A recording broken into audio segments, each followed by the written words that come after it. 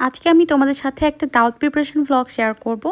ঈদের পর আমাদের বাসায় আমার ইনলসরা সবাই এসেছিল, তো তাদের জন্য কি কি আয়োজন করেছিলাম, কি কি প্রিপারেশন নিয়েছিলাম, সেসব নিয়েই থাকছে আমার আজকের এই ভ্লগ। হ্যালো, আসসালামু আলাইকুম, ওয়েলকাম করছি আমার নতুন একটা ভ্লগ দেখার জন্য।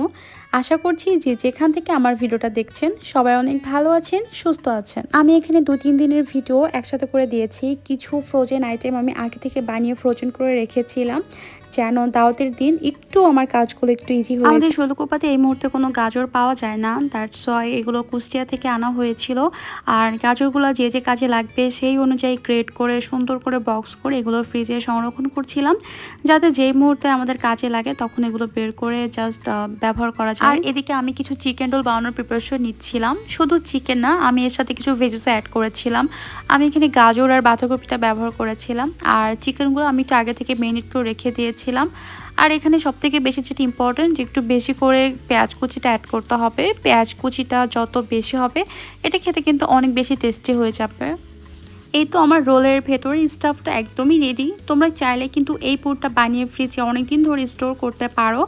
আর যখন যেটা মন চাইবে এটা দিয়ে কিন্তু খুব ইজিলি বানিয়ে খেয়ে নিতে পারবে। অন্যদিকে রোলগুলো বানানোর জন্য আমি কিছু পাতলা করে রুটি বানিয়ে নিয়েছি। আর এখন আমি সবগুলো রোল সুন্দর করে বানিয়ে নিব। এই রোলটা খেতে কিন্তু অসম্ভব মজা হয়, তোমরা একবার হলেও কিন্তু এটা ট্রাই করে দেখতে পারো। নেক্সট ভিডিওতে আমি চিকেন রোলের রেসিপিটা শেয়ার করে দিব তোমাদের সাথে।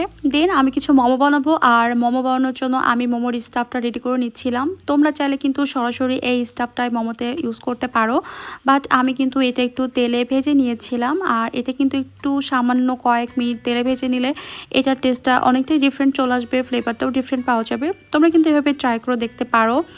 দেন আমি আমার পছন্দ মতো কিছু মোমোর শেপ করে নিচ্ছিলাম, যদিও আমি খুব একটা ভালো শেপ করতে পারি না, বাট এই পোটলাটা আমার বেশ পছন্দ আর আমি এটাই বানিয়েছিলাম। এদিকে আমি একটা এগ পুডিং বানানোর জন্য ওটা প্রিপারেশন নিচ্ছিলাম, আর এগ পুডিংটা আমি চুলাতে বসিয়ে দিয়েছিলাম। অন্যদিকে আমি আবার নববী সময় বানাচ্ছিলাম, আর নববী সময় বানানোর জন্য নববী সময়ের ক্রিমটা রেডি করছিলাম। ওই দিন তো আমি পুরো একটা মাল্টিটাস্ক করছিলাম, মানে চারিদিকে করছিলাম কাজ। আর এটা আমি রাইস কুকারে বসিয়ে দিয়েছিলাম, অন্যদিকে চুলায় আমি অন্য কাজ করছিলাম। তো এটার ক্রিমটা বানানোর জন্য যে কনডেন্স মিল্ক আর যে ক্রিমটা ব্যবহার করেছিলাম সব কিছুই কিন্তু হোমমেড, সব কিছুই আমি বাসায় বানিয়েছিলাম। এখানে কিন্তু পুরোপুরি রেসিপিটা আসলে শেয়ার করা হয়নি, যেহেতু প্রচুর কাজ ছিল সেদিন। অন্যদিকে চুলাতে আমি 2 প্যাকেট লাচ্ছা সেমাই একটু ঘি দিয়ে ভেজে নিচ্ছিলাম সুন্দর করে। ঘি দিয়ে সেমাইটা কিছুক্ষণ ভাজার পর এর মধ্যে আমি একটু চিনি দিয়ে ভেজে নিয়েছিলাম, আর লাস্টের দিকে আমি কিছু বেশি করে গুঁড়া দুধ অ্যাড করে দিয়েছিলাম। আর গুঁড়া দুধটা লাস্টের দিকে দিলে খুব সুন্দর একটা ফ্লেভার পাওয়া যায়। আর এই সেমাইটা কিন্তু এভাবে খেতেও আমার অনেক মজা লাগে। আর সেদিন যেহেতু আমাদের বাসায় 20 থেকে 25 জন মতো গেস্ট ছিল, তাই আর আমি এটা কোনো পাত্রে সার্ভ না করে এরকম ছোট ছোট কাপে সার্ভ করেছিলাম। এটা দেখতেও কিন্তু অনেক বেশি কিউট হয়েছিল, আর এটা সার্ভ করাও কিন্তু অনেক বেশি ইজি হয়েছিল। আর আমাদের গেস্টরাও কিন্তু এটা অনেক বেশি পছন্দ করেছিল। প্রত্যেকটা কাপে আমি কিছু বাদাম কুচি অ্যাড করতে চেয়েছিলাম, যেটা আমি একদমই ভুলে গিয়েছিলাম। অন্যদিকে আমি এখন ডাবের পুডিংটা সেট করছিলাম। আর ডাবের পুডিংটা বানাতে আমার এত ভালো লাগে, এটা বানাতে এত ইজি।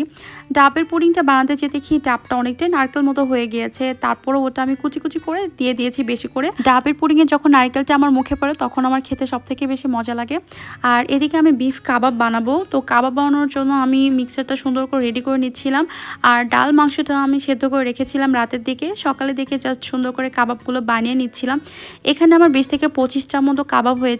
তো কাবাবগুলো আমি বানিয়ে কিছুক্ষণ ফ্রিজে রেস্টে রেখেছিলাম, এতে করে কাবাবগুলো খুব সুন্দর মতো সেট হয়ে যায়। আর গেস্ট আসার কিছুক্ষণ আগে আমি এগুলো ফ্রাই করে নিব। গেস্ট আসার আগের দিন রাতে আমরা তো সারা রাত জেগেছিলাম প্রায়, বাট মাঝখানে আমি তো একটু ভুল করে ঘুমিয়ে পড়েছিলাম। বাট ওই সময়টা আমার ছোটো বোন সব রান্না করেছিল, ও সবার জন্য চিকেন রোস্ট করেছিল, বিফ করেছিল, মাটন করেছিল।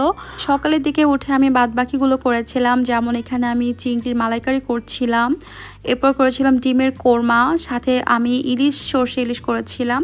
বাট ওইগুলোর আর সব কিছুর ফুটেজ নেওয়া হয়নি। আর আমার বোনও যেগুলো করেছে ওইগুলোরও ফুটেজ নেওয়া হয়নি, কারণ তখন আমি ঘুমিয়েছিলাম। আম্মু চুলায় কাবাবগুলো ভাজছিল, আর আমি চলে গিয়েছিলাম আমার বেডরুমের বেডশিটটা চেঞ্জ করতে। তো বেডশিটটা আমি একদম লাস্টের দিকে চেঞ্জ করেছিলাম যেন সুন্দর হয়ে থাকে। আর এই বেডশিটটা আম্মু ঈদের জন্য কিনেছিল, এটা আমার খুবই পছন্দ হয়েছে। গেস্ট আসলে ওই দিন আমি এটা বিছিয়েছি। দিন খুবই তাড়াহুড়ো করে এক ফাঁকে শাওয়ারটাও নিয়ে নিয়েছিলাম, আর শাওয়ার থেকে এসে ফ্রোজেন আইটেমগুলো আমি একটু ভেজে নিচ্ছিলাম। অন্যদিকে আমার ছোটো বোন ওয়েলকাম ড্রিঙ্কস লাঞ্চটা রেডি করছিল। আমার খুব ইচ্ছা ছিল গেস্ট আসার আগে টেবিলটা সুন্দর করে সেট করে ফেলবো, খাবারগুলো সুন্দর করে সাজিয়ে দিব, দেন সুন্দর করে একটু ভিডিও নিব, কিন্তু সেটার কোনো কিছুই হয়নি কারণ গেস্ট আগেই চলে এসেছিলো। তারপর গেস্টকে বসিয়ে রেখে আমি নাস্তাগুলো রেডি করে দিয়েছিলাম। বাট আমার আরও একটু মন খারাপ ছিল যে আমি একটু খাবারগুলো সুন্দর করে লেটুস পাতা দিয়ে সুন্দর করে ডেকোরেশন করতে চেয়েছিলাম, কিন্তু ব্যাড লাক, আমাদের এখানে লেটুস পাতাটাও এখন পাওয়া যায় না। আমি আরও কিছু নাস্তা বানাতে চেয়েছিলাম কিন্তু সেগুলোর বানানো হয়নি। যেমন আমি স্যান্ডউইচ বানানোর জন্য সব কিছু রেডি করে রেখেছিলাম, বাট লাস্ট মোমেন্টে কোথাও কোনো ব্রেড খুঁজে পাইনি। যেহেতু ঈদের সেকেন্ড দিন ছিল তাই কোথাও কোনো দোকানে ব্রেড ছিল না। দেন ম্যাঙ্গো ডিলাইট বানাতে চেয়েছিলাম, কিছু ডেজার্ট করতে চেয়েছিলাম, বাট সেগুলো আর হয়নি। হালিম বানাতে চেয়েছিলাম, সেটাও আর সম্ভব হয়নি। তো সব কিছু মিলে আমার দাওয়াতটা আসলে পরিপূর্ণ ছিল না।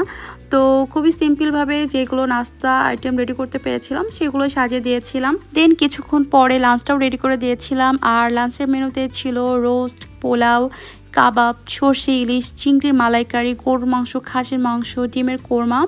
তো টাইমের মধ্যে যতগুলো পেরেছি সবগুলোই করার চেষ্টা করেছি, বাট একটাই স্যাড পার্ট ছিল, সেটা হচ্ছে সুন্দর করে টেবিলটা আমি একটু সাজাতে পারি নাই। তার কারণ ড্রয়িং রুমেই সবাই বসেছিল, আর যেহেতু আমার শ্বশুর বাড়ির আত্মীয় স্বজন, সো আমি চাইলেও মন মতো করে সামনে যেভাবে ভিডিও করতে পারি নাই। তো এই ভিডিওগুলো আমার কাজে নিয়ে রেখেছিল, সেগুলো অ্যাড করে দিচ্ছি। আর ডেজার্টে তো ছিলই দই মিষ্টি, সাথে ছিল আমার বোনের হাতে বানানো এই ম্যাঙ্গো আইসক্রিম। তোমাদের কাছে আমার আজকের ব্লগটা কেমন লাগলো অবশ্যই কিন্তু কমেন্ট করে জানিও। আর তোমাদের কাছে একটা রিকোয়েস্ট, অবশ্যই আমার পেজটা কিন্তু একটু ফলো করে দিও। দেখা হবে নেক্সট ব্লগে, সে পর্যন্ত সবাই ভালো থেকো, সুস্থ থেকো, আল্লাহ হাফেজ।